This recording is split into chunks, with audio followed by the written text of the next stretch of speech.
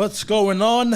We are back with another podcast. Today we're going to be talking about, if you're not here yet, tag your mates, bring them in.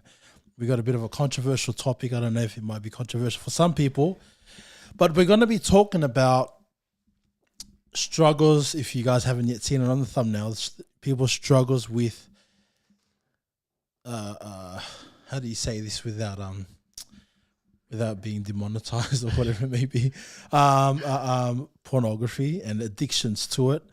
And I guess something that we need to discuss as a church and be more open about is how can we as a church approach this situation, and how can we make it more open for people to be able to want to talk about it and discuss their issues or whatever it may be.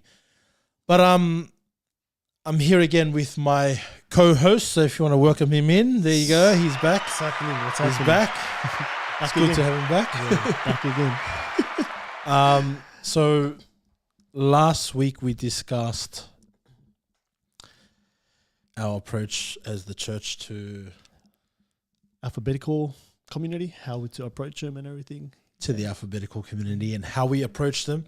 But I think this week as well, something that we spoke about, a lot of people struggle with this because even doing counseling, when we sit down, we do counseling sessions with people and individually and see what their struggles are. This has been common in the church for a very long time, and this would have been much before our time, but it's a lot more prevalent now only because the access to explicit content is a much more available. Easier, much more easier to get a hand on it and everything. So I think it's good we're discussing. It's something that I was thinking about. I think it's not only the watching and having access to it, but I think as well we can discuss more is the counseling that's given. That can be an issue as well. Your counseling can be ineffective. Possibility. Shoot straight off the bat. What do you mean by ineffective? Okay.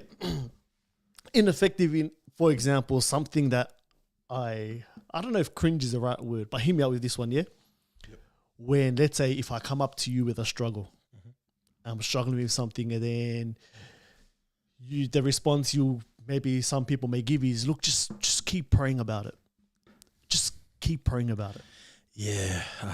I know what I mean? Like, it's almost pushed off in a way because I don't know what to say and I don't know how you should be dealing with it. Like, just keep praying about it and hopefully you can pray off your desires, kind of thing. And then you're praying for it for about a year. And then you come back and you're like, oh, I still have the same problem. And then you probably feel ashamed to speak up because, it's a year later, I'm going back to the same person about the same struggle. I think though that a lot of people speak in that kind of manner. Maybe it's just the type of counseling that's given. There's an expectation that when you're in church, and hear me out when I say this, it might sound controversial, but let me finish my statement. They say that Jesus is enough. And that's true. Obviously, that's true. Yeah, for sure. That's true. But it's almost as if people aren't going to invest enough time into counseling people and taking them through necessary steps to help them overcome this. And again, this is probably going to be like last week's podcast, talking about our approach to people who struggle with this battle, with the P word. I don't know if you want to call it the P word. The P word. All right. Yeah. The only thing I can think of. So, in saying that, we've not just seen men, because people typically, connect this to men and say they struggle a lot with, this type of content, but it's across the board, both sides. But look, genders, it is actually a lot more with men statistically. Yeah, exactly. But I've had to deal with both men and women who have struggled in this area. And it's not something that's just attributed to men. Like, hey, only you guys have suffer in this. It's a mental kind of stronghold that people have to try and overcome, and it's not just going to be overcome by just praying it away. And look, and I mean that in a loose sense. Where I don't mean that in a way where it's like, prayer's not enough. Somebody clips that and starts saying things like, he's saying prayer's not enough. Shield of faith exposed. Yeah, and it's like, yes, you should pray about it. You should For sure. seek counseling because it's something that you do behind closed doors. Exactly. It's not something that you're doing openly. You know what I mean? Like if it was such an open thing, you'd be doing it out in fellowship. But obviously, it's something that's hidden, and so something that's hidden needs accountability. You know what I mean? Yeah. Like I would say, we have to be careful as well. Like if we keep praying, like pray about it, and these people feel like they're not overcoming, they may start to question the power of prayer. You know, be like, wait, you're telling me pray, but how come it's not working? So then they start questioning the method, prayer. You know, then if prayer is not working, then they kind of abstain from prayer and and they start going to other things, right? So I think we've got to be careful with how we, don't get me wrong, prayer is powerful. We can both agree with that. Yeah. But if we're not giving him the other side, that there's practical things that you can put in place mixed in with prayer, then man, it can be fruitful. It can be much more fruitful. So I think that's being careful that prayer is not looked at as something that's not powerful. It is still powerful. We 100% believe that, you know. So it's we're not limited to just pray about it, just fast about it. And it's like, it's almost like there's this mentality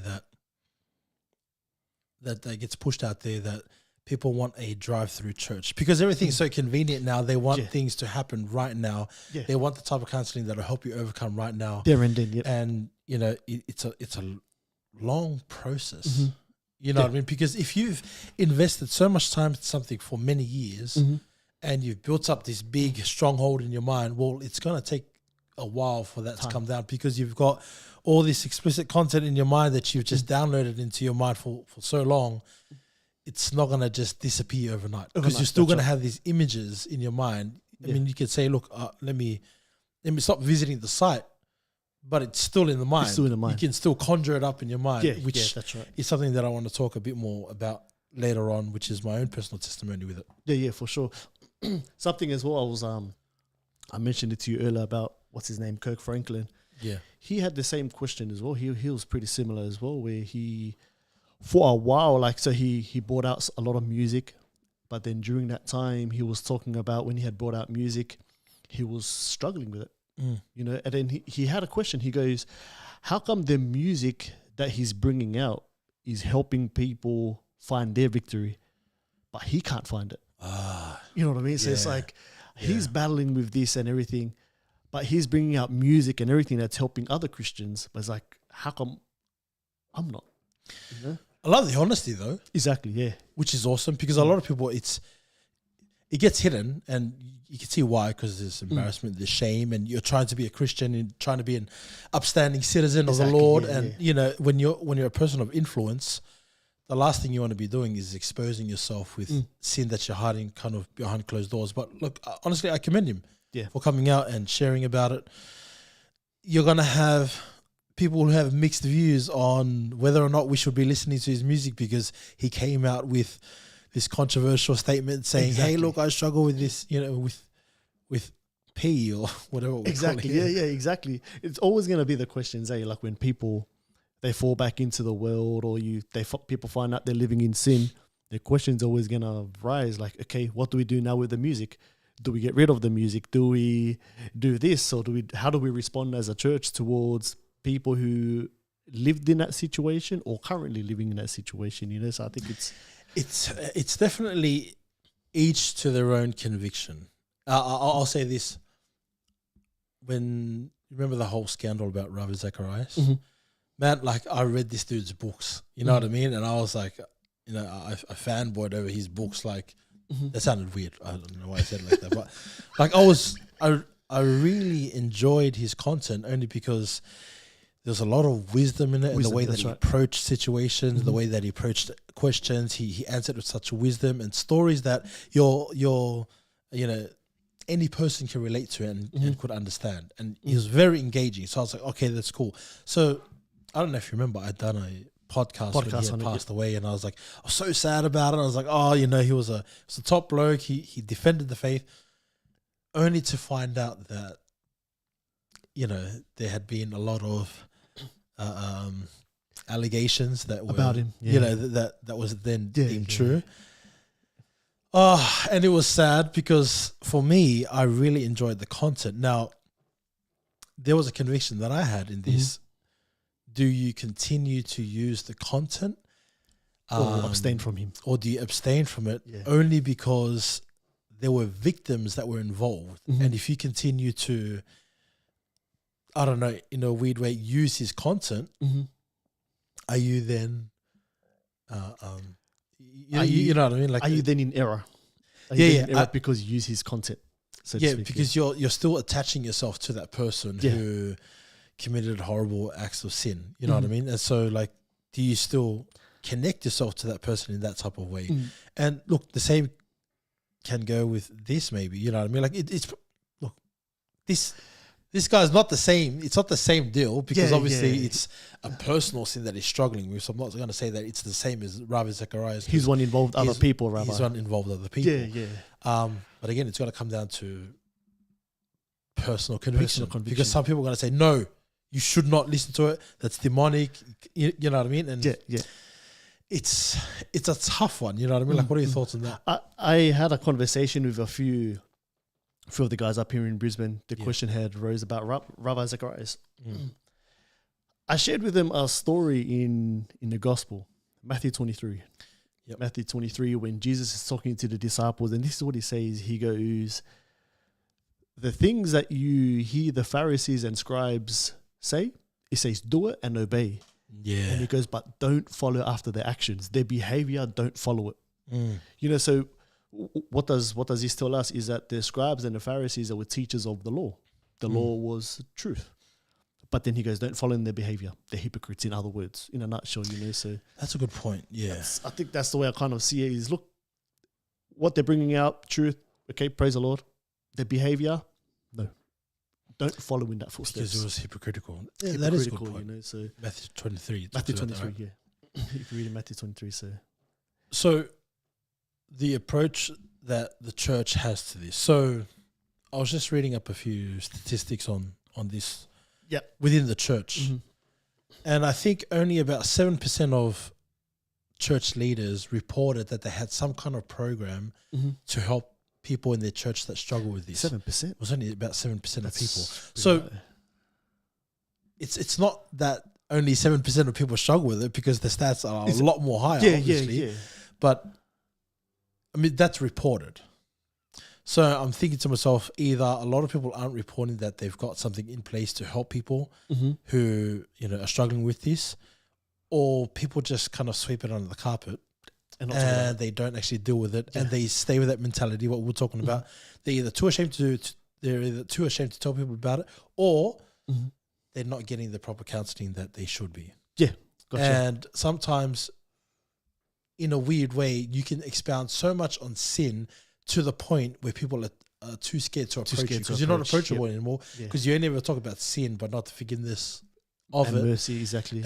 You know, mercy. And look, we should be talking about repentance. We should be talking about sin. These are things that we should be talking about, because on the other extreme, on the other side of the spectrum, you got people who only ever talk about love and God grace, is this and God is that. And so I do understand that you've got to have the hard work and a hard word and talk about repentance and you know, mercy that comes from that and everything else. You know what I mean? So before I make my next statement, how does the statistics look like? Let's say within the church, like the reason why, because remember how you were talking about the 7%, right? You were talking about the 7%, only 7% reported that they have things in place to help people overcome. So like, how does it look with, let's say, people in a church falling into it, battling with this? I'll start with leaders. Okay, that's a big one. 1 in 5 youth pastors and 1 in 7 pastors, just the senior pastors of the church, struggle with porn addiction on a regular basis. 1 in 7 and 1 in 5. Yeah, so That's with a youth number, pastors it's 1 in 5, and with your senior pastors it's 1 in 7. It's like, it's a bit of a scary statistic, you know what I mean? Only because when you look at the struggle that's there, and everything adds up. You can see how everything kind of adds up, because when you look at how only 7% of 7% of the reportings are given in regards to helping people out, you can kind of see why the numbers are so low, only because there are so many people who are struggling with it behind closed doors, and this is just the leadership. We haven't even talked about the church yet. The church, yeah. You know what I mean? Like, so if that's the leadership, how much more would the church be struggling with? How's the church looking? Because well, I'll say this, right? The statistics isn't so much on the church; it's just talking about teens in general. Oh, okay, gotcha. Gotcha. I'll give you a fun fact, right? I think most teens in the newer generations, this is not just in church, I'm talking about in general, right? Yeah. They see that not recycling is worse than viewing explicit content. Not recycling. Crazy society we live in. That's crazy. The only reason why I was asking that is because see how you're talking about the 7%. Yeah. The 7% being reported, and we see a high number in leadership and everything. There could be a possibility that the reason why these things don't get reported, or the reason why people don't have these things in place, is they see it as a normal behavior. I don't know. I remember back in school when, we'll have PDH class, they'll separate the boys and the girls, and they'll talk about, wet dreams and everything. Yeah.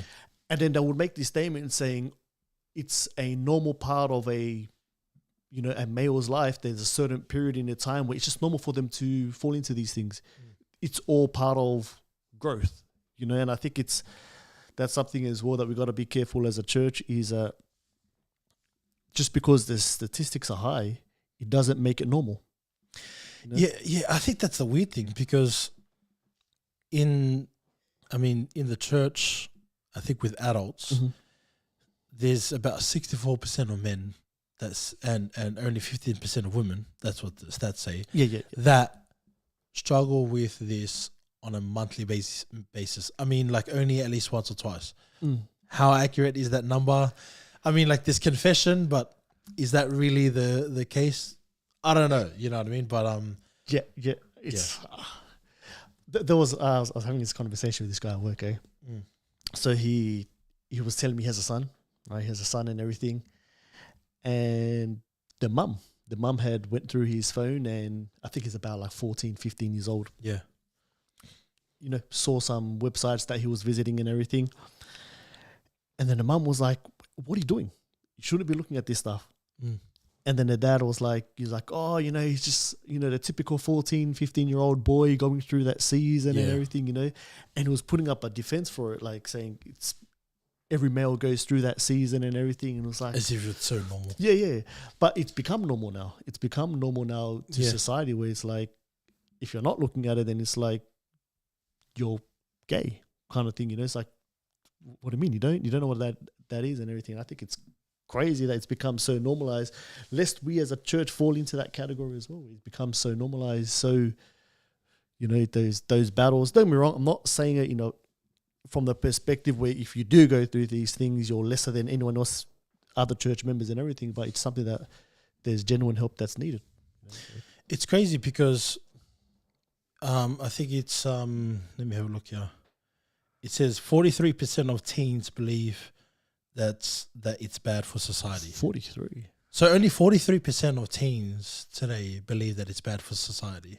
Then the rest of it think that it's okay. Which is crazy, because then 57% of them say that it's okay. The majority. 55% of adults say that it's not okay, which means there's a lot more. I mean, there's not a lot more, but there's almost half and half of the society.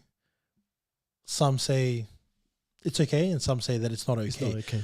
But this would never have been deemed as something that was good, or it always had a negative connotation to it throughout history, and not so much the sites, because obviously that wasn't there throughout history, but just the mention of any sexual activity outside of marriage. It's always a big no-no. Yeah. 100%.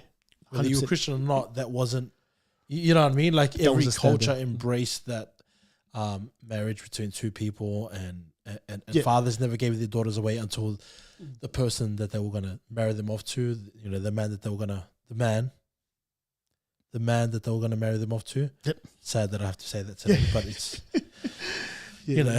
we've came so far from that. It's crazy. Like, I don't know if you remember back then when, let's say you were watching TV shows at night. Yeah.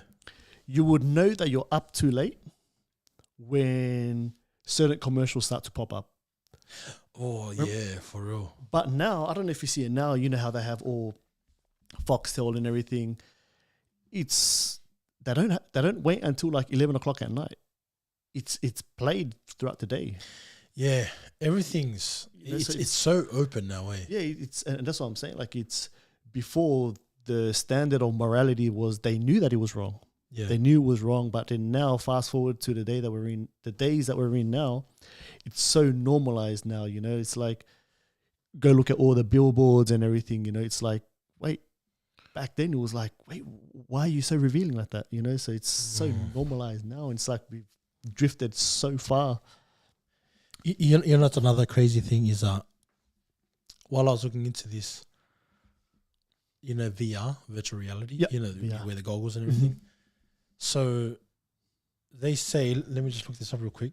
It says here, it's projected that VR content on that should be $1 billion business by the year 2025. That's only around the corner. Just like 2 years. Yeah.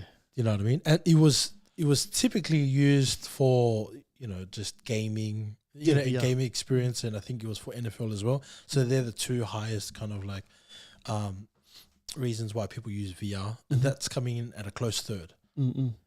So explicit content is being viewed through VR, and people are having all these experiences through that. And another side fact that I'll share with you, it's actually ruined, statistically, it's actually ruined a lot of people's ability to be able to, you know what I mean? And that's a sad thing as well, is because they're having a lot more they're being stimulated, and you know, having these emotions stimulated a lot more on a higher level through VR and through videos and social media and whatever it may be, rather than having it in real life. Which is pretty crazy. They have that thing, it's called dopamine. Your body releases this chemical dopamine, and because your body is so immune to it being released in VR and videos and everything, when it comes to reality, it's your mind doesn't function, you know. So it's crazy. Let me read to you what Dr. Marianne Layden said. She goes, P is raising the expectation and demand for types and amounts of sexual experiences. At the same time, it is reducing the ability to experience sex. You know what I mean? So like these are studies that they're doing across the board just to see patterns, behaviors, and how their character is, and what it's actually doing for people. So it's, you know, even the science will tell you that it's not good for you. You know what I mean? But it's so normalized because it's an inherent desire that everybody wants to fulfill. And so when you normalize it, it's going to help. It's going to make you feel a certain way. So if the whole community around you is saying it's okay, it's okay, it's okay, your conviction that you already have that tells you no, it's not okay, you're going to start suppressing it with the voices that's externally telling you no. Oh, yes. You know what I mean? So I think that's what's helped me. I was telling my wife before we jumped on, I invested some time to look into this, is because some people don't understand that it does ruin you physically and mentally. And I think if we're only limited to you can't do it because the Bible says you can't do it, you're not going to know the full extent of how much damage it actually does to yourself, to the people around you, if you're married, to your spouse. And if we're not understanding the physical and the mental side and effect it has, like just what you're bringing out here with the Dr. Marianne, it's like you're not going to know how important it is that we need to deal with this. We need to overcome these battles that we're going through as Christians, specifically Christians, you know. So I think that you bring out this, that's what helped me actually look more into and understand that, hey, look, this is it's a problem, it's an issue, and it's a genuine issue that there's genuine people out there that need help. You know, so I think it's good having these information so people can know and understand the seriousness of what he does. So. And like even the word itself, I remember looking into the word, and the word in Greek, porneo, I think that's how it's pronounced. And basically it just means the practice of selling one's body. That's crazy, eh? They get it from the word fornication. Yeah, fornication. That's the word fornication. The word fornication. That's and so I remember hearing. You ever heard of this site? Because I heard a lot of people talk about it, and they'll say it almost kind of like in secret on YouTube, and I actually didn't know what it was until I found out what it was. Have you ever heard of OnlyFans? Yes. It's a site where people go and make money off it and everything. And that's exactly what that definition is. You know what I mean? Like selling themselves, like pretty much selling themselves for money. So, they expose themselves and they're making money off just their bodies. You know what I mean? It's pretty crazy. And when I started hearing how people there's that site where people would go on there, they'd obviously make explicit content for people to pay for it. And the more of that they do, then obviously the more money that they make. And it's so accessible, It's so easy. Like, you can just look online nowadays and be like, hey, look, I'm fantasizing over this person. Like, oh, let's check if they've got an OnlyFans account. It's so sad that that's so normal today, you know what I mean? That's why I started sharing at Outreach. I don't know if you noticed. At Outreach, I'll make statements like, people nowadays, they're fine with throwing away their dignity, throwing away self-respect for money. It's like, wow, like just for money. Like, it's when you get old and when you're like 75 years old and everything, it's like, what are you going to be known for? It's like, wait, like, where was your dignity? Where was your self-respect? It's like, it's one of those ways nowadays, society, standoff society. Back then, when people wanted money, you would work hard for it. You would work hard and everything. Now it's like, okay, what's the easiest way to make money? Oh, sweet. I'll just throw away my dignity and my self-respect. It's like, wow, it came so far as a society. It's crazy. I mean, another thing that I just found out recently. Have you heard when people say, what's your body count? Yes, I've heard that. Yeah. So like, there's a guy who's got a podcast and he's sitting with all these girls in front of him and they get debunked by different people that jump on and they talk about abortion and all that kind of stuff. But anyhow, there was a question that was asked about, what your body count was. And I didn't know what that was. And as they spoke, then you could kind of click. How many people have they had sex with? Yeah. And then you see that it's such a common, like it's a normal question that they ask girls and they openly spoke about it. 5, 6, 8. They're so proud of it. Yeah. And I don't know if women know that's not something that you should be proud of. I mean, I'm not just saying that because I'm a Christian. Even before I became a Christian, that's off-putting when I hear that. You weren't. You know what I mean? Like when you hear something like, oh, I've slept with this many people, it's like, I don't know why you would boast about that, because every man that would hear that is already put off by it. You know what I mean? Like, you can be the most beautiful girl, glamorous, and you can wear bikinis and do all this, but then when it comes to a man who wants to secure their marriage and wants to secure a life with a person, they're not going to be looking at a girl that slept with 10 people and say, hey, you're the one for me. You're the one of my dreams. I've been waiting to marry someone that slept around with 10 people. No one thinks like that. Like, every man has already got something in their head like, wait, you slept with so many people. Why would I want to? You know what I mean? That's the way that they've got society thinking nowadays. This is the achievement now as men and women.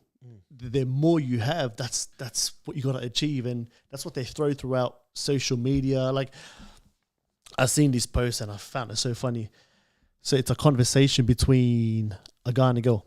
The guy asks the girl, "What do you do for a living?" And then she goes, "Oh, I'm an Instagram model." And then the girl asks the guy, "Oh, what do you do for a living?" And then he goes, "Oh, I'm a soldier in Call of Duty." It's like, I'm a soldier in Call of Duty. So people are saying, wait, okay. Like, anyone nowadays can call themselves a model and everything. Anyone nowadays can say, I'm this and that. But it's like, wait, social media since when? Like, before, you were actually a soldier in Call of Duty. That's different. That's pretty smart. I mean, like, it's obviously, wow. Okay. Pretty much in a nutshell, trying to tell it that's not reality. Yeah. That's not, and I think. Still stuck in VR, like what we were talking about before. Exactly. So I think that's what they have now. They have all these influences and everything with a lot of followers, a lot of money, a lot of materialistic things, and like they're showing like this is the goal. That's the goal, and that's why it's become so normal now.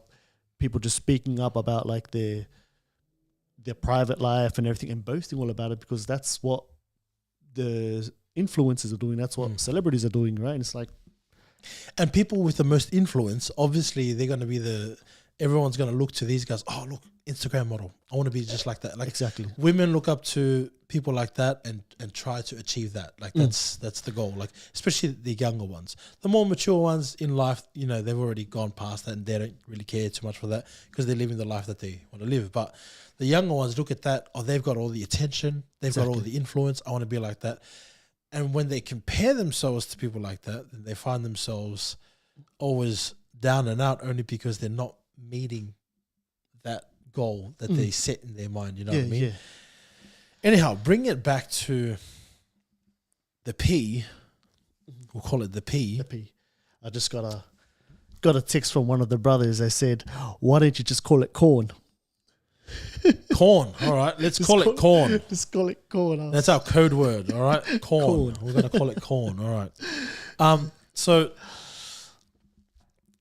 how do we approach this as a church? For me personally, when I've talked to people about this situation, when they struggle with this, I often share with them about two key principles that will help, especially when you're walking and when you're in a church. And there are two main things that are going to help you, and it involves a lot of hard work. Let me put it in a way that people can understand. That sounds wrong coming from me, but I'm going to share it anyway. When you're training,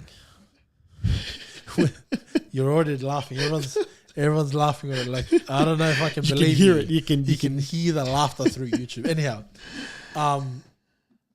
there's, you know, there has to be some kind of resistance to your muscles in order for you to kind of build. Does that make sense? You know what I mean? Like if you want to build a bigger chest, get bigger legs, whatever it is, when you got to push bigger weights or whatever it may be, and there's got to be some kind of resistance. Then you're sore and whatnot, right? The same can be said about trying to overcome things like this. There's got to be some resistance there. Yeah. As even the Bible talks about resisting the devil. The two main principles that people need to adopt in their walk when trying to overcome this is resistance training, the spiritual, mental sense, but also accountability. Accountability. Do you remember when I did the study on accountability, right? I did a study on accountability, and obviously I can't share it all now, but what it does for you, it works wonders for you. You'll hate the process, but what it does for you, it works wonders. That's where the pulling down of strongholds work. You know what I mean? Because God, if we're gonna quote scripture and say, "Hey, God's gonna take away these strongholds," because it says in the Bible, you know, through God, He's gonna pull down these strongholds. Yeah, but He's gonna use the body as well. He's not gonna allow you to stay isolated at home, continue to stay in that sin. Like you have to have some kind of accountability, someone who you can trust and talk to. But again, this goes back to the church, right? The church, like the leadership, and how do they counsel people through this? Because I think that's where there's so much lack in the church with leaders, as we spoke about before.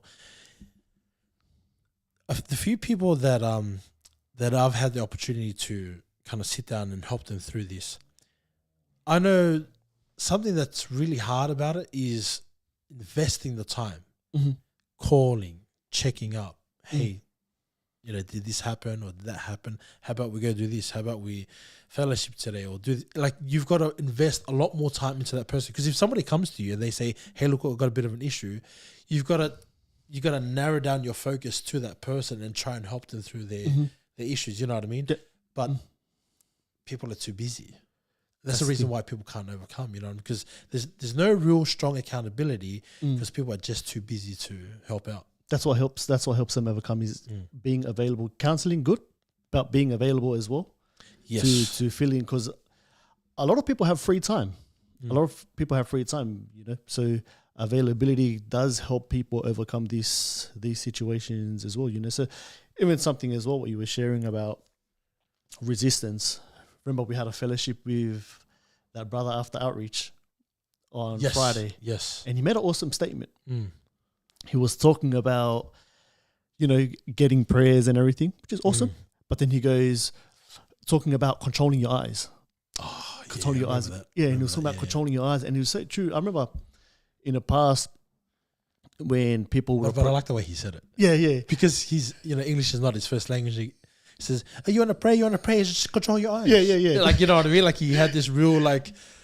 And then he started laughing. Confronting, was, like, you know what I mean? He wasn't even. It was so simple to him the way that he said it. Yeah, just control your eyes. He goes, "Well, you want to pray, but just control your eyes." Yeah, exactly. Because something that I used to do in the past when people used to come up and ask me for prayers, so quick, man, Lord Jesus, start praying for him and everything.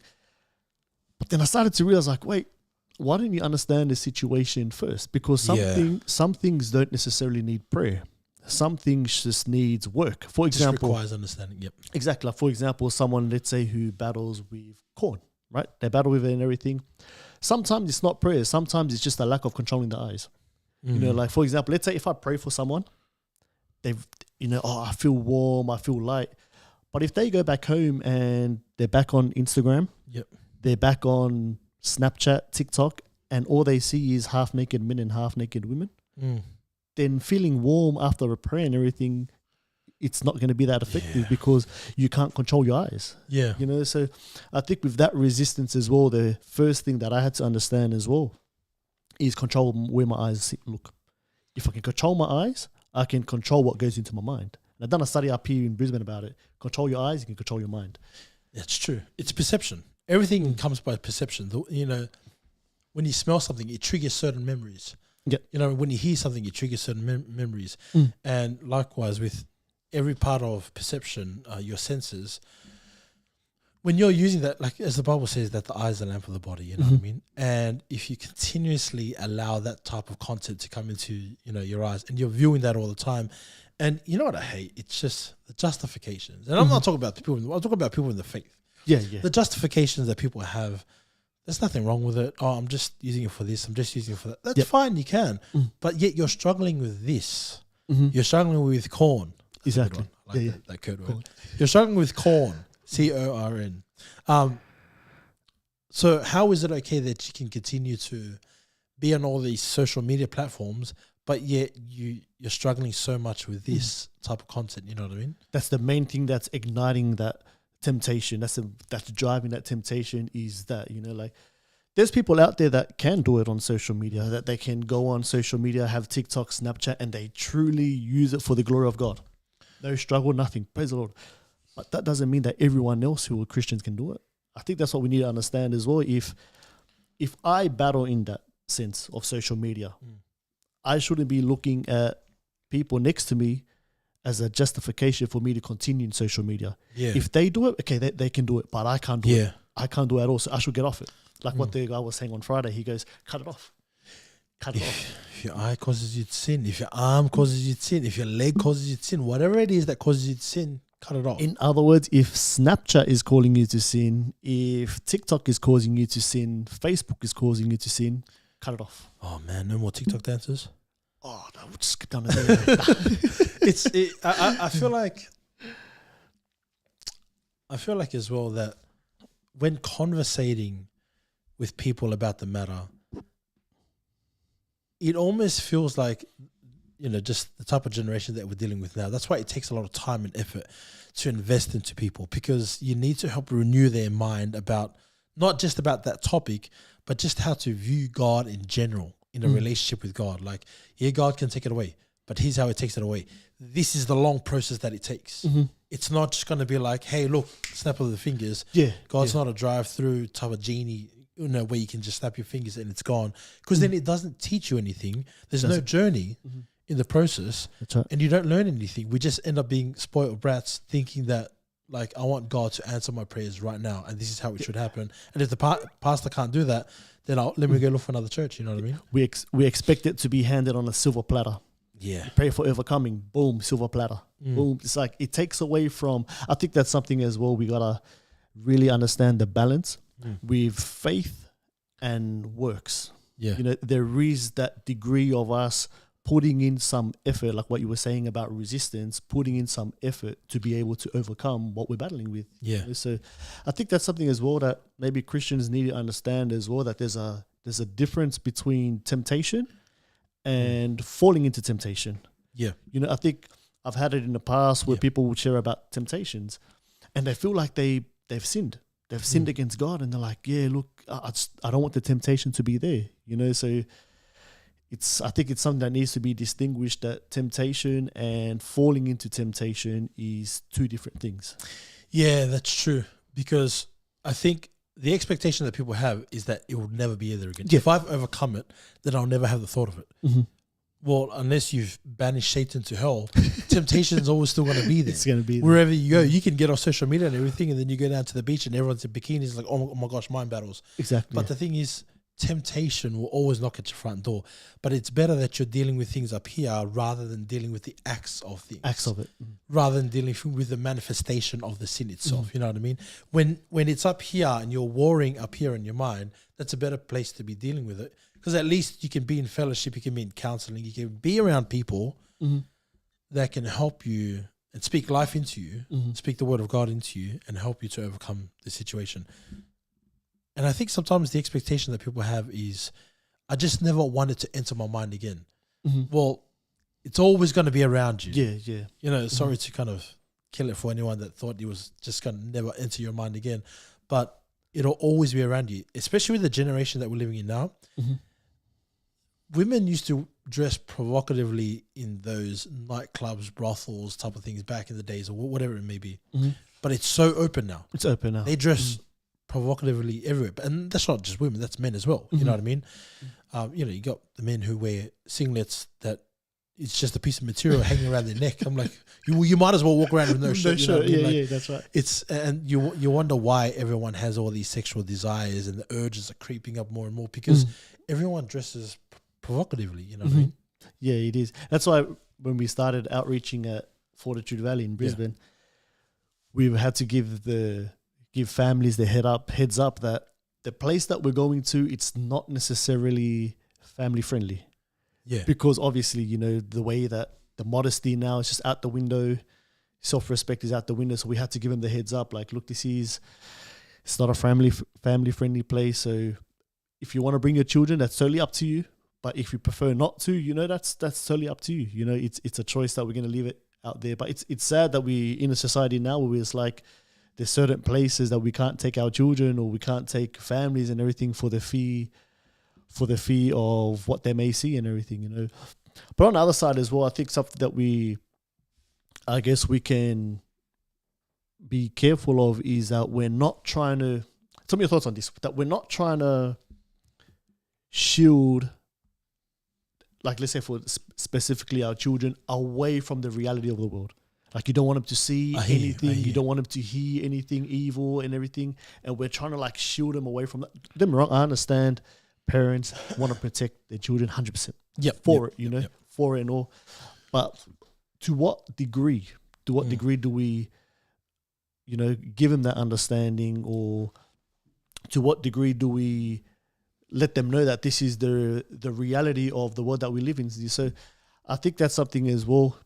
Like, I think it's a perfect balance with how we deal with our children. Is we're not necessarily trying to raise them in a sense that there's no evil at all in the world, but still teaching them that there is evil, but there's a way that we overcome evil, so to speak. You know, so I think it's kind of like I've had conversations in the past with different parents, and like they want to shield their children away from everything evil, but then you have the other side of parents who are like, I think it's okay so they can know the reality, but then that's how you can disciple them on right and wrong. You know? And I think it might be what you're shielding them away from. See, for me, I have my own kind of internal conflict as well, because, you know, I have a daughter that's a teenager, and I don't put any of this technology stuff in front of her, because I know that the access to this type of content is so easy and it's so accessible.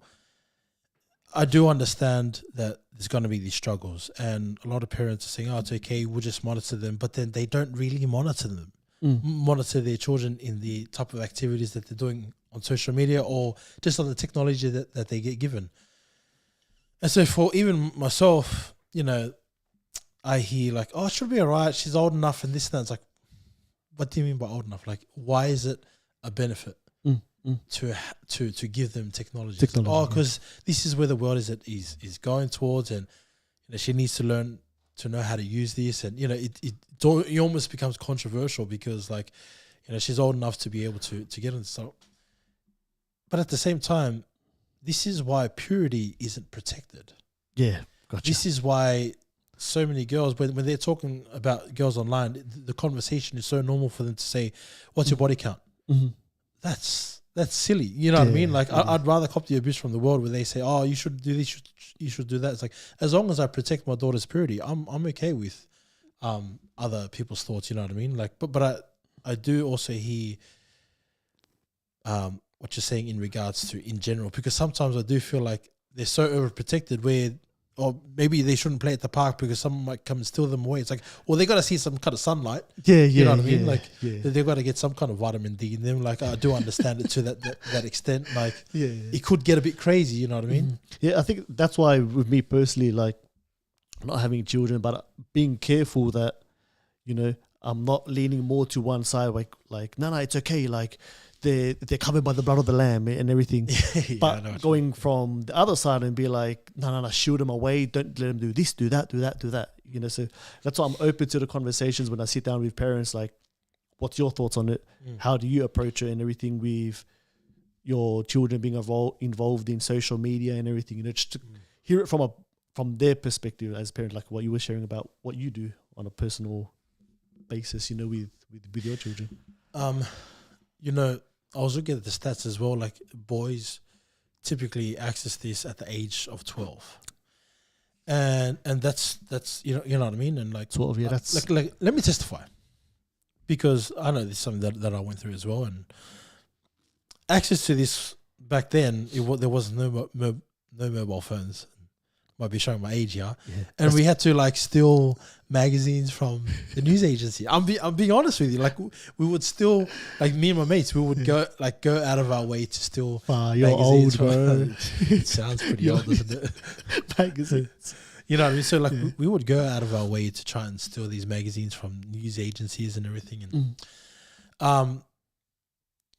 and this is why I think about this, because if I could go out of my way to try and get corn, that explicit content, if I would go and try and steal it and put it down my pants and make sure that the shop owner didn't see me or whatnot, and me and my mates would do this constantly. You know what I mean? How much more easier is it for someone to grab somebody's phone or an iPad or a tablet or whatever it may be and just bang bang bang, type in the site and it's right there. They can just hide in their room.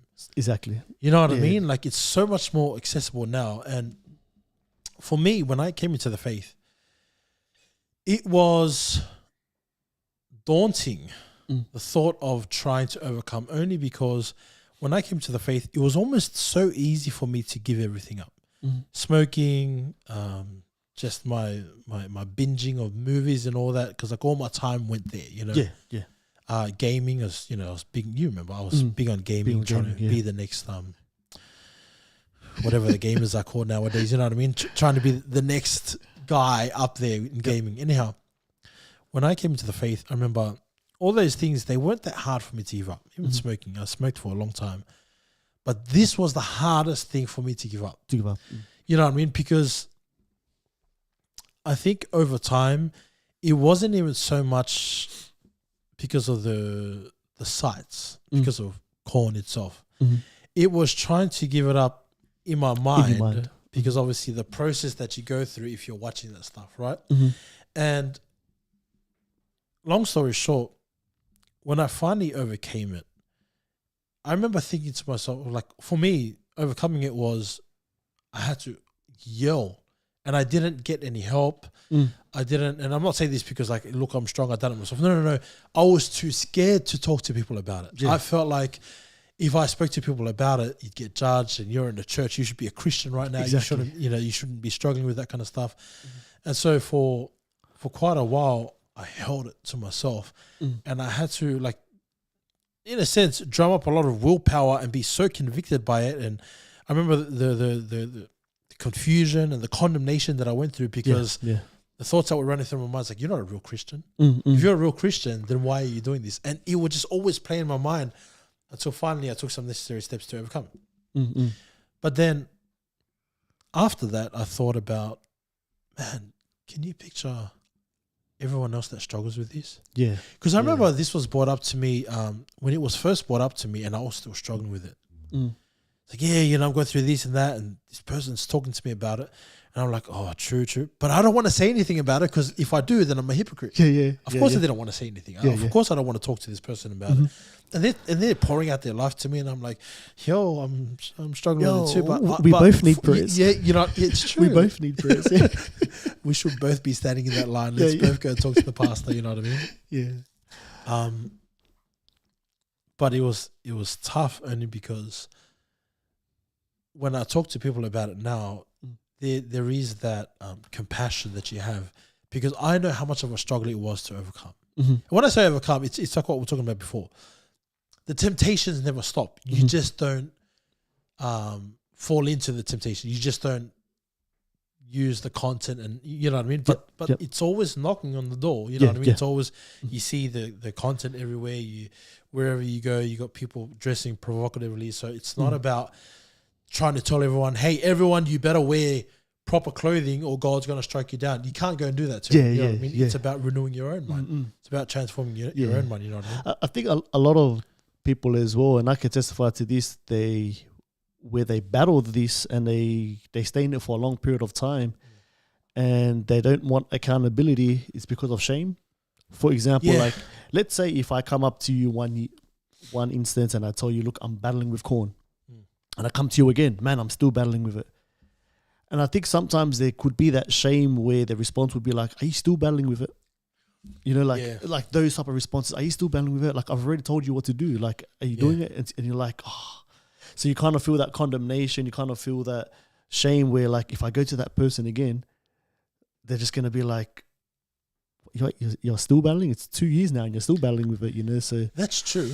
But I'll also give you another perspective, because I've seen people who they confess, and as long as they've confessed, then they feel okay, and they'll continue. Like, I'm sure you've come across people who they'll continue to confess to say they're struggling with it, but there's zero effort to try and overcome. Yeah. And you've got people like that as well. You've got people who are genuinely trying to overcome it. They struggle with it. I understand. Let's work through it.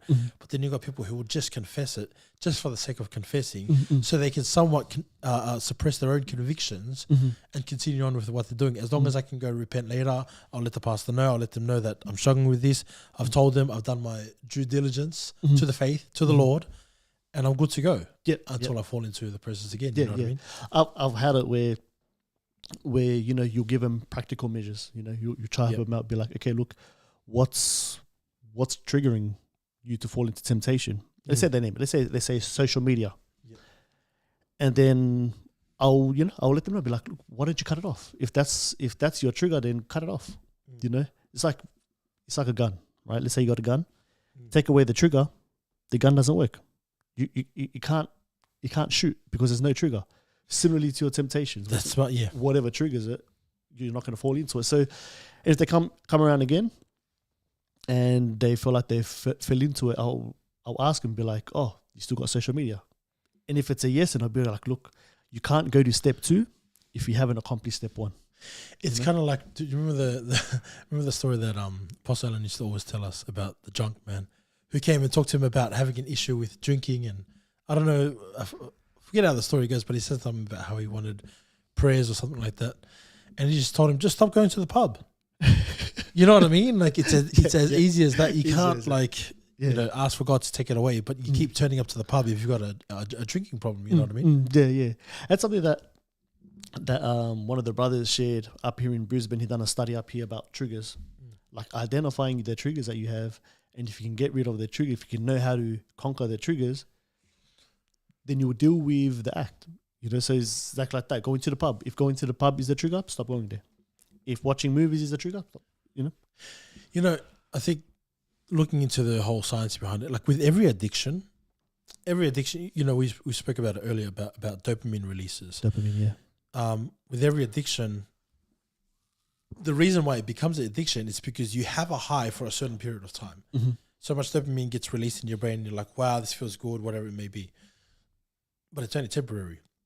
And it's so hard for people to get off it because once they're on that high, they drop right down low and they have a dopamine deficiency, and now they can no longer be at a balanced level. Yeah. And so they continue to chase that high, and then they fall right down low. It's like, I need to feel good about myself again. They chase that high again, and it's just a constant up and down, and they can no longer find that balance point. That balance point. So, what do you do with that? I know it's as easy as stay away from it. Yeah. It is. And there might be some people who have the willpower to do it. But with most people, if it's an addiction, there's a reason why it's an addiction. It's because you can't actually overcome it by yourself. You need people to kind of guide you along the way. And it might seem a bit shameful, or it might seem a certain way. And this is me speaking from my own experience. I was just too shameful to talk to people about Speak up, because of the expectations. But now that we've been learning and maturing in our walk and understanding things better, you want to be able to provide a platform for people to express the kind of struggles that they're going through, so that you can walk them through it, talk them through it. Look, let's do this. How about we go and we catch up with coffee? And that's something that we like to do, is like, hey, let's go grab a coffee. Let's go talk about it. Let's set something in motion. Like I remember sharing with one of the brothers, I know you don't want to do this, but how about just get behind the mic, just share something. Oh, it's hard. It's like, it is hard. It's hard, but everything's going to be hard. If you're going to be, something that I often share with people, you can't give something up and do nothing. You've got to replace it with something good. And a lot of times, people try and stop a certain habit, and then they replace it with another bad habit. You know what I mean? Yeah. That's right. Like social media. They try to get rid of social media and they jump onto something else, like games. And then that's just replaced by another bad habit, So yeah, it's like saying, look, I've got a lot of followers on Instagram. I'm going to stop going Instagram, but I'll only go on TikTok. Yeah. I don't think you're kind of getting the picture here. You know what I mean? Like, it's if you want to overcome something, you've got to replace a bad habit with something godly. A good habit, godly. You know what I mean? A good godly habit. Like, especially as Christians, if you're going to steer in that direction of following God, you've got to it's not just that willpower to try and, overcome it, but have something to do, because the mind needs to be stimulated. Exactly. If the mind is stimulated and we say, look, I'm going to give this up, and we sit there and do nothing, by default, we're just going to go back to what we were struggling with. Only because that's all the mind knows. That's all we know to do with our time. Do you know what I mean? That's all I've ever done with this time, when I'm alone, when I'm nobody's there and I'm in my room by myself, or I'm in the shower, whatever it may be. This is what I usually do. But if you don't have another practice to kind of replace it, of course you're going to fall back. You're going to go back to what you're already used to. Go back to your natural behavior. So I think that's excuse me. I think that's something where we go wrong as well. Replace it with bad habits. I know with me, something that I did in the past that I've got to learn. I think you were sharing it with me. Gabe or another brother in the faith was sharing it to me, was minimizing your time alone. Your time alone. Yep. I think you just shared that with me, and that actually works, because like what I think you shared in ministry with a brother, and you were sharing that no one in the normal mind would sit in front of the brethren. That's right. Yep. No one will so it's kind of like a 1 + 1 = 2. So then that means minimize your time alone. Minimize your time alone and everything, like hang around with your wife more, hang around with friends more, godly friends. I'll add that in more. Do you have any godly okay, I'm just checking. My wife is my only friend. I think even she, anyhow, do you know something? I've looked at, I think if I could take it back to children, this is an area that I'm a bit touchy with, only because, first of all, if it's not your child, you try not to, have your say in another person's, the way that they raise their children. But to be honest with you, I see it so normal, and I'm not even talking about the world, I'm talking about in the church, in the church alone. Forget about the world, because they give everything to They're the already children. messed up. Yeah. And I'm not saying that they can never touch technology. No, I'm not saying that but it seems like it's so normal to give it to them, and they're in the room, like, and I've seen this for years, and they just go into their room and they're watching stuff, and nobody sees it. It's like, do you know what they're watching? You think children aren't smart enough to clear history? Yeah. Of course they are. Yeah. If we were smart enough at 12 years old to go and steal stuff and to go and get the things that we wanted at such a young age, of course they're going to be smart enough to go, hey, clear history, or search it up on YouTube or search it up on Google. How to, because I remember reading a statistic says 71% of children hide it from their parents. 71% of children hide it from their parents. You know what I mean? And like, well, of course you're going to hide it from your parents, because your parents, when they view this, it's funny because that's natural conviction. Yeah. You hide it because there's a conviction that you already have, not because somebody told you it's bad. You just know inherently that it's bad. Where did that come from? Yeah. There are morals that are already built into us that God has given. You know that committing adultery is wrong. We know that all these things are wrong. But how do we know that? There's a conviction that's already built into us. Yeah, that's right. And so when you got children hiding it from their parents or whatnot, let it sound controversial. It just goes to show that they're not doing their job. Ooh. That's the truth. You know what I mean? Like it just goes to show that parents aren't doing their job. Yeah. And I don't say that because I'm a perfect parent. No, not at all. Like I still got a lot of things that I got to work with my children. But this is just one of those things that do not benefit your children at all. One of the most common things I hear, they need to learn to use this stuff because of the generation that we're in and because times have changed. Times have changed, but the heart is still the same. People will still go after lustful desires, and you're only going to amplify that desire when you put them in front of technology. Do you know what I mean? So in saying that, what advice would you give to parents that do allow their children on social, or let's say on devices, technology? Because you were saying that you're not saying for them that it's not allowed. You're not saying that you should ban them, no one's allowed on technology. But what advice would you give to parents who do allow their children on technology? Truth be told, parents like to act like they monitor their children. They don't. They're just lazy. That's the truth. Like if you're going to put your children on it and you're gonna monitor them, don't just say it just because it's going to please people's ears. Like actually do it. And then when you find out later on, hey, my children's been watching this, my children's been watching that, it's like, but you don't monitor them. And when you allow your children to go into the room by themselves or go somewhere quietly and they're watching stuff, of course they know how to, again, if I can clarify this point, children aren't dumb. Yeah. They can clear history, they can get rid of all that. And you know what I mean? You got a type of you will never know. Yeah. You know what I mean? And so like my advice isn't, like, if you're not going to take it away, that's up to you. But if you're going to monitor, don't be lazy, because I shared this before, right? We got a lot of parents Christians who want to pull their children out of school because of the things that the school's teaching them. But yet they'll chuck out an iPad in front of them. It's like, that's true. You don't want the teacher to teach them because you want to teach them, but you bring them home and you're letting the iPad teach them. Exactly. What's the difference? Yeah. You know what I mean? Exactly. I think that's why I was asking that question, because I think that's something that's important as well. Just as we as adults need accountability, children need accountability. Yeah. For sure. Well, switch it around. Exactly what you said. We give children accountability. Why don't we take on the same advice that we offer to them? You know what I mean? Accountability. Yeah. Because there are parents out there that do allow their children on technology and everything. So maybe some of them are looking to put a balance into it, like they don't want to be like cut it off completely, but they do want to put a balance. So I think that's something that's awesome as well for parents to understand. Like if you're going to monitor it, literally if they're going to be there for an hour on a device, then sit there an hour with them, monetize it, So I think that's something as well, parents, you can take from that as well, from that advice, is monitoring is not bad.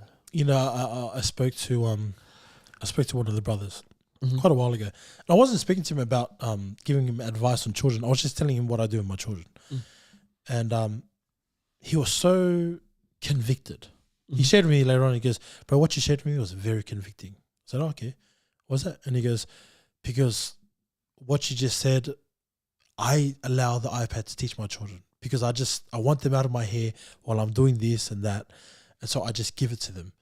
And what you just shared with me was very convicting. Anyways, for the next couple of days, I started receiving photos and things that he was doing, texts, and allowing his children to just be out and about and, you know, drawing and painting and playing in the park, and saying that now he's spending more time with his children and allowing his children to get to know his family more. And that was so good to hear. You know what I mean? Like, I do understand that we're going to get lazy sometimes and we don't want to go here, we don't want to take them to the park, or, you know, it's not going to be like, you know, you're a dream parent, you're the most outstanding citizen, parent of the year, where you're taking them to the park, taking them for ice cream, and you're whatever it may be. There's going to be some slack there. I do understand, you know, like we've all got it. But I think the big thing that we're trying to target here is this corn is so readily accessible to everyone. Exactly. And if we're not going to monitor our children in this, then get them off it. You know what I mean? Yeah, exactly. If you're truly monitor them. Properly sit there, not just, okay, go over there, and then, you know, in half an hour I'll come check up on you and everything. You know, it's like the other day I was talking to one of the children, and they were telling me something that they get up to in school. Crazy. Not even in high school yet. Yeah.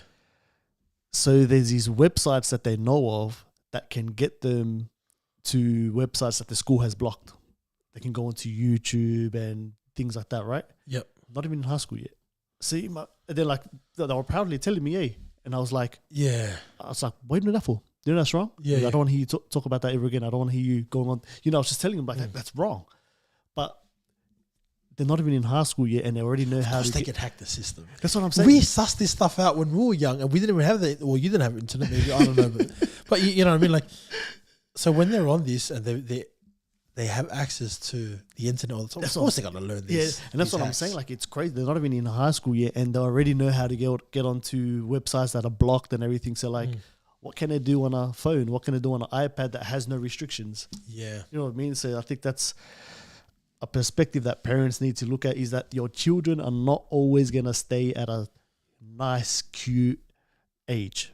They're going to grow and grow and grow, and they're going to be curious. Exactly. They're going to want to know about the birds and the bees, and, you know, this type of conversation is going to come up in its due time. Exactly. And I think, honestly, that's something that's conversation that needs to happen between parents and children, not between the school and children. I know nowadays they do that, where it's like, oh, you know, the children, they all sit together and they learn about the birds and bees. It's like, give it to the parents. Let them talk to them about it. Yeah, that's my parents. They're talking to me. I was like, well, it's better that they hear it from you, from the parents, exactly, rather than hear it, because the kind of things they're teaching in school nowadays, which is why, you know what I mean, they're not teaching about birds and bees. They're teaching about ABCs, exactly, the alphabet, and you know, the alphabetical community, and so there's a lot more to the picture than what meets the eye. You know what I mean? But I think especially the Pacific Islander community, it's kind of like, you can also testify to this. So it's like taboo. It's taboo to have these conversations, you know, like respect. You know, you can't have these conversations because of your sisters or your cousins and everything. So I think that's why it limits the type of conversations that children can have with their parents, because it's taboo. Yeah, it's like they don't have that growing up. You know, like we didn't have it growing up, so why now we'll just pass on that tradition, so to speak. So it's conversations that do need to happen.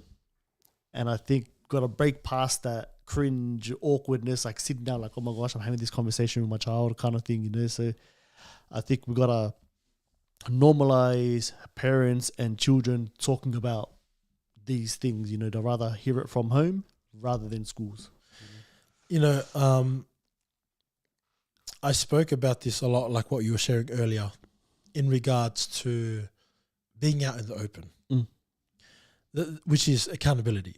You know what I mean? Because there's conviction there already. The only reason why you fall into this is because you do it in secret. You know, the Bible in Proverbs chapter 18, verse 1 talks about a man who isolates himself rages against all sound judgment. Powerful, eh? Amen. Word of God.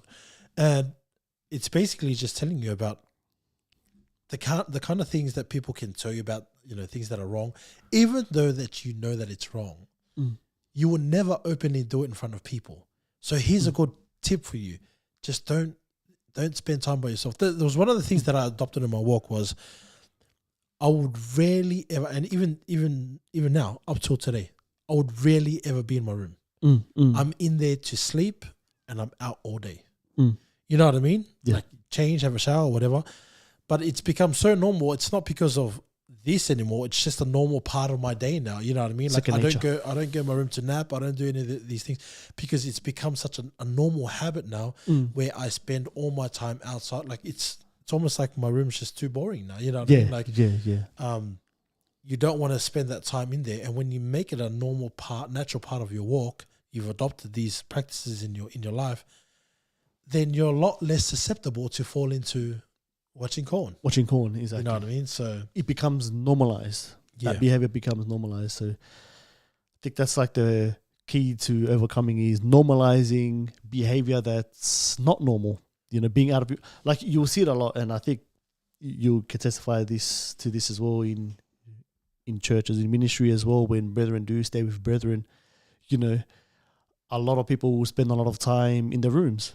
You know, it's like, man, like everyone come out of your room, you know, like come spend some time, you know, let's come out as a household and let's just hang out outside of the room, you know. So I think that's something as well, exactly what you're sharing with those who do battle with this. If you find most of your time in the room, then I think that's a easy revelation. 1 + 1 = 2 is like, get out of your room. It's so funny because if you look at this topic, right, everyone will agree on it. If you like, I've never heard someone within the Christian community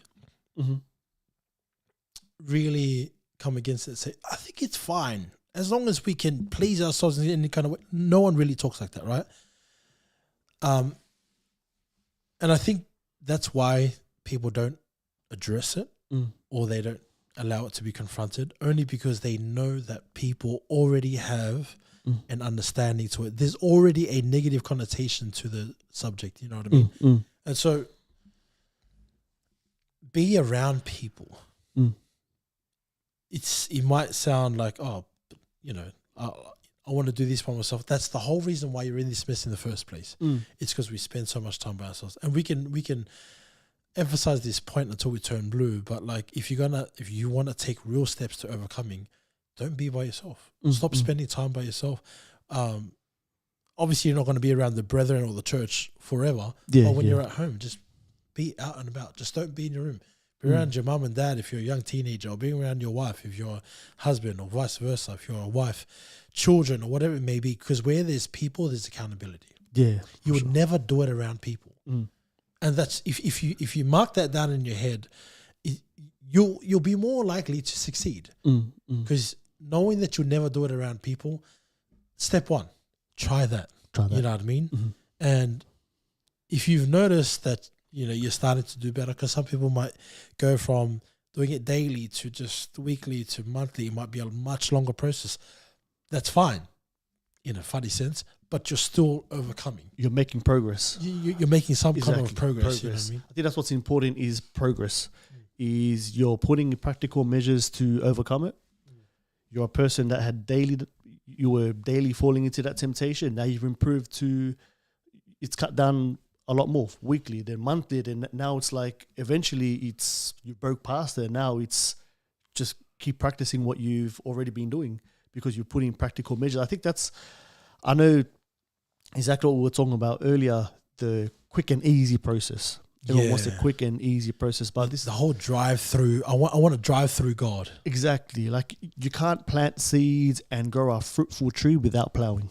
You have to plow that's probably like the most. That's powerful, yeah. It's like you got to plow the field first, you know. So after you plow the field, then that's when you can be able to plant the seeds, water it, and it will become fruitful. So I think that's what Christians need to understand as well. Some things take time.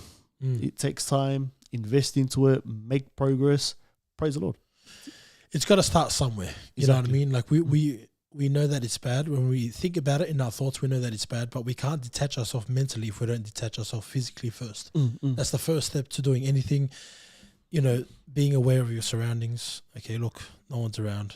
Yes, I can go and do it. You know what I mean? And you know that you can. And I think sometimes like when the urge creeps up, you're going to look to be by yourself. You're going to look to isolate.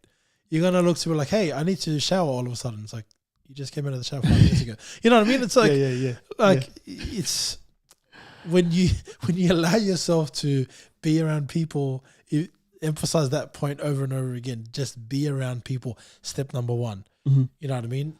Step number 2, like try and replace it with godly behavior, godly people. Be around godly people who can help speak a life into you, help do things with you. You know, again, you're not going to be doing things every single hour of the day if you're not working.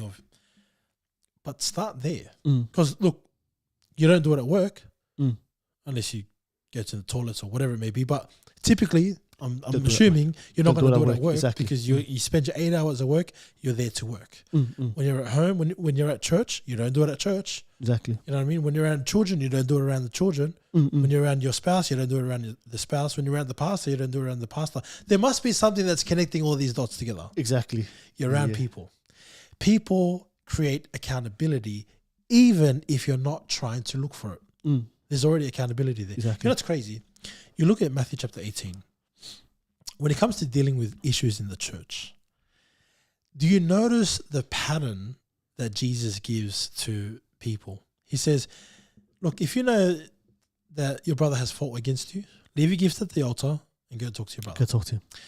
But it's crazy because if you look at the concept of what Jesus is talking about, he says, go to your brother, and if he receives you, and if he receives you, you've gained your brother. But if it doesn't, bring 2 or 3 witnesses. Okay, cool. If he receives you, that's cool. You've gained your brother. But if not, now take him before the church. Do you know what he's doing there? He's just increasing the amount of accountability. Because a lot of people don't want to look bad in front of other people. Yeah. You can maybe try and lie yourself around one person, but when there's more people that's around, the fear of God starts to creep up in you. Exactly. Do you know what I mean? When something is addressed before the church and you've already brought witnesses and you don't want to address it, you bring it before the whole church. Now the whole church is looking at your situation, be like, you sure you want to keep going with this? And if they continue on down that path, let them be a heathen unto you. Treat them like a heathen. It's like this whole excommunication process. And it's a scary thought. Yeah, it is. You know what I mean? Nobody ever wants to go through that process. And it's smart because Jesus is just giving words of wisdom, not saying this is how you should do it, but the whole concept behind it is just to increase the accountability. You know what I mean? Yeah. Increase the accountability, brings truth. You know, if I hear that I'm in a fault and then witnesses are coming in, of course it's gonna like bring some reverence, be like, okay, look, maybe I denied it to the first person, but look, there's witnesses coming. Okay, look, like let's fold because a lot of witnesses, at the church, it's reverence. It builds a lot of reverence. That's awesome. Just to finish it there, if any of you guys have any struggles with this and you want to know more about it and you want some kind of counseling, maybe you might not feel comfortable sharing it with your pastor, or maybe you haven't approached him yet, you can give us holler at us, give us a comment, whatever it may be, and we can talk about it.